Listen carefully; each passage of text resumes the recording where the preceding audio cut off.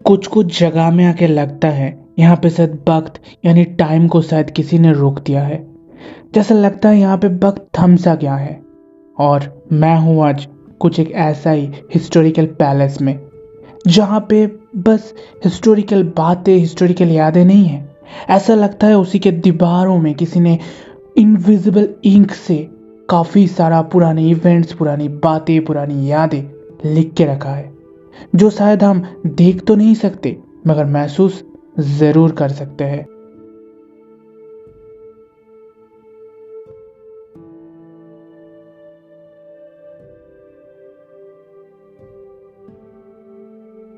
From the information of the local people, ये जाना जाता है जो यहाँ पे राज करने वाला किंग्स फैमिली सौदगुप्त कम्युनिटी का एक पार्ट था। और इस किंग्स फैमिली का शुरुआत किया था उदय नारायण घोष ने।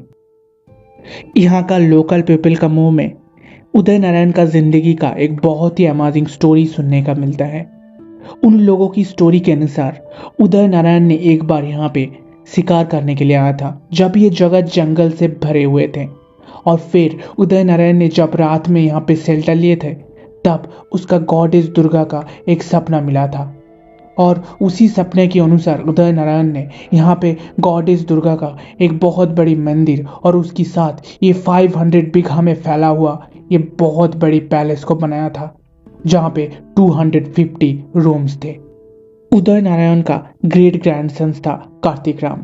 कार्तिक राम का अमेजिंग पर्सनालिटी की वजह से कार्तिक राम को मुगल एम्पायर से रॉय टाइटल मिला था। और उसकी बात, ये किंग्स फैमिली 8 जनरेशन तक ये रॉय टाइटल यूज करते थे। और फिर इस फैमिली का एक किंग्स था बलवंत। बलवंत ने अपनी बहुत ही औसम रणनीति मुगल एम्पायर का आर्मी फोर्स में दिखाने की वजह से उसे खान टाइटल मिले थे। और उसकी बात, ये किंग्स फैमिली अपना खान टाइटल यूज करता था। मेदिनीपुर जमींदारी का लास्ट राजा था किंग अजित सिंह, जिसका हेड क्वार्टर था कन्नगढ़। 1749 Ajit Singh died childless and उसके बाद ये जमींदारी उसका 2 रानी के हाथ में चला गया। मगर चुआर विद्रोह का टाइम रानी सिरामणि ने बहुत हेल्पलेस हो गए थे।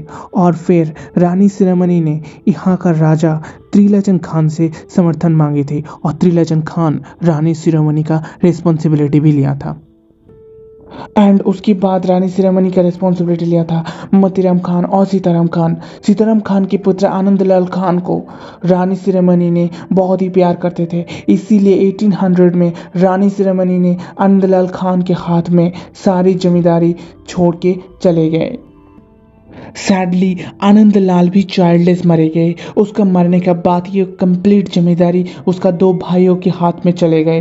पहला था मोहनलाल, जिसके हाथ में पाकी का मिन्नापुर, और दूसरा था नंदलाल, जिसके हाथ में ये पैलेस और ये कंप्लीट जिम्मेदारी जहाँ पे आज हम खड़े हैं। 500 बीघा जोड़ के बनाया गया इस राज पैलेस का 2 सेगमेंट था। एक था इनर सेगमेंट और दूसरे था आउटर सेगमेंट। इनर सेगमेंट में राज फैमिली का काफ़ी सारे लोग रहते थे और आउटर सेगमेंट में काफ़ी सारे सर्वेंट गार्ड ये सब रहते थे। और इसके साथ ये लोग 90s के टाइम पे काफ़ी सारी सॉयल वॉर के साथ भी जुड़े थे। ये राज पैलेस इंडियन फ्रीडम फाइट में भी बहुत बड़ी इंपॉर्टेंस रखते हैं। इंडियन फ्रीडम फाइटर हेमचंद्र कानंग और अरविंद घोष यहाँ पे काफ़ी सारा स्वदेशी ऑपरेशंस का सीक्रेट मीटिंग भी किया था। Father of the Khudiram Bose was the guard of this Raj palace. यहाँ पे बॉम्ब्स बनाने का सीक्रेट एरिया भी था और स्वदेशी फाइटर्स का वेपन भी यहाँ पे रखा जाता था। 1938 में नेताजी सुभाष चंद्र बोस नेशनल कांग्रेस का चेयरमैन बनने का बाद यहाँ पे देवेंद्रलाल खान के साथ एक पब्लिक मीटिंग किया था।